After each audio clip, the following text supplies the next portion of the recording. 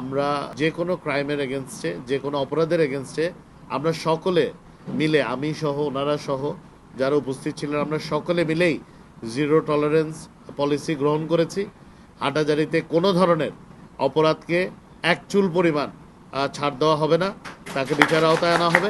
সামগ্রিকভাবে দুইটা জিনিস বুঝতে হবে। এক, এটা হচ্ছে আমাদের প্রথম মিটিং, মানে অফিসিয়ালি এটা কিন্তু আমাদের আজকে প্রথম আসলে পরিচিতি সভার মধ্যে আমরা কিন্তু কাজ শুরু করে দিয়েছি। আমরা আর পরিচিতি সভাটা রাখি না, আমরা সরাসরি কর্মপন্থায় নেমেছি। আরেকটা জিনিস আপনাদের মনে রাখতে হবে, আমাদের জনসংখ্যার তুলনায় এখানে কিন্তু জনবল অত্যন্ত অপ্রতুল।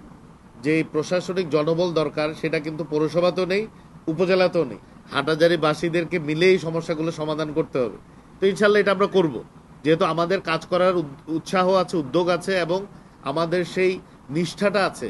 আমরা অবশ্যই এগুলো করবো ইনশাল্লাহ, বাট আমাদেরকেও আপনাদের সহযোগিতা করতে হবে। একই সাথে যারা বিভিন্নভাবে বিভিন্ন দল বা গোত্র বা কোনো সংগঠনের নাম বিক্রি করে অবৈধভাবে দখলদারিত্ব করছেন, এগুলো অবমুক্ত করা হবে।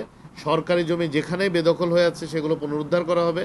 ইনশাআল্লাহ আমরা খালগুলো আবার নাব্যতা ফেরত আনবো, যাতে এই হাটহাজারির প্রান্তিক কৃষকরা এটার বেনিফিট পায়।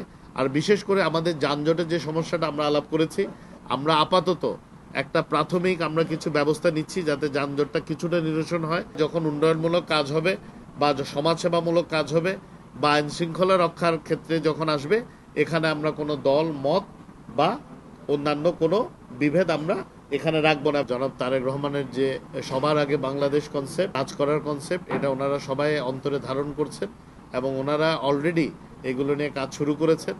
তো আমরা ফোর্টনাইটলি অর্থাৎ 15 দিন পরে পরে একটা রিভিউ মিটিং করার চেষ্টা করব।